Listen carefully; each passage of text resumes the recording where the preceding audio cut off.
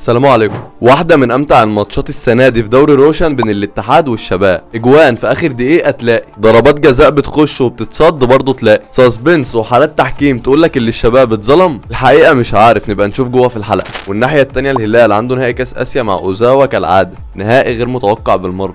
طريقة واحدة دياز هيعملها في الماتش ده عشان يحقق الخمسة للهلال، هقولك عليها جوه في الحلقة. بس قبل ما نخش الحلقة يا رايق، عايزك تظبطنا لايك وسبسكرايب وتفعل جرس التنبيهات. 70% من اللي بيتفرجوا علينا مش عاملين اشتراك، ليه؟ عاوز افهم. انزل لي بالانترو يا بل.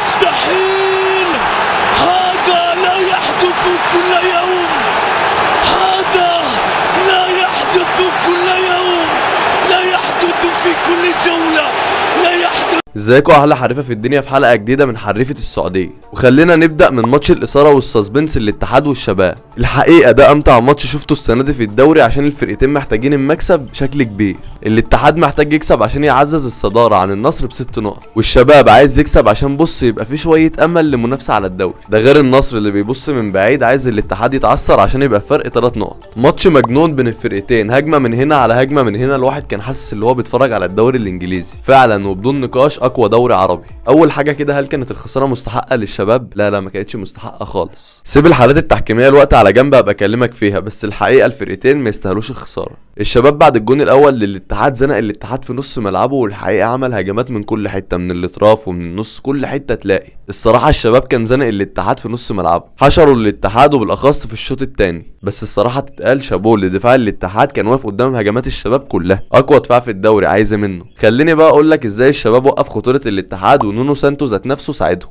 نونو سانتو بعد ما جاب الجون الاول اتراجع لنص ملعبه، وده الطبيعي في اسلوب لعبه، اجيب جون وارجع لنص ملعبي. الشباب عمل ايه بقى؟ جاب كورنادو وروما، وعارف ان الخطوره بتاعت الاتحاد كلها بتتشكل في اللعيبه دول. في الشوط الثاني مورينو ادى تعليمات للعيبه ان الاثنين دول بالذات ما يستلموش الكوره وهم مرتاحين. وشفنا الاتحاد كتير في فترات طويله من الماتش مش عارف يطلع بالكوره، واغلب الكور بتاعتهم كانت كرات طويله. وهنا جه دور حمد الله اللي كان مهم قوي في الماتش، اللي كان عامل محطه في اي كره طويله من الدفاع كان بيطلع يستلمها. وكلنا توقعنا مع كل الهجمات دي الشباب يجيب الجون الاول، وبالفعل جابوا الجون الاول بس طلع اوفسايد. اكيد لو انت دفاعك من احسن دفاعات العالم مع كل الهجمات دي هيجيلك هفوه كده، والهفوه دي كانت ضربه الجزاء. وبما اننا جبنا سيره ضربه الجزاء فتعالى نتكلم شويه عن الحكم. الحقيقه كل حاجه في الماتش كانت جامده واسطوريه الا الحكم الاوكراني، قلب الماتش من فوق لتحت. ونيجي لضربه الجزاء بتاعه الاتحاد اللي فيه خبراء من التحكيم بيقول لك احتكاك عادي، وفي منهم بيقول لك ضربه جزاء، ولو جيت تاخد رايي اقول لك احتكاك عادي. وضربتين الجزاء بتوع الشباب مستحقين 100%، الاولى والثانيه. تعالى نقف عند ضربه الجزاء بتاعه الشباب الثانيه وبونينزا. خلينا متفقين ان بونينزا مش متخصص اصلا في ضربات الجزاء، ومدرب الفريق ما كانش عايزه يشوطها، لا قال لك انا هعمل فيها قلب ميت واخش اشوط ضربه جزاء في وقت حاسم جدا من الموسم ومن الماتش في الدقيقه 80 وهضيعها وهحطها بشكل مستفز جدا. بعدها على طول مورينو يقول له بص اطلع يا باشا مش ناقصاك، لو كنت جبتها كنت ريحت الدنيا، يلا بره. وبصراحه كده ضربه الجزاء الثانيه بتاعه الاتحاد ما فيهاش حاجه، يلا بقى. الكره اصلا من اولها فاول على برونو هنريكي، ومن رايي الشباب اتظلم في الماتش ده. خلاص ما عادش الا 6 ماتشات والعميد ياخد الدوري، ومن ال6 ماتشات دول ماتش الهلال.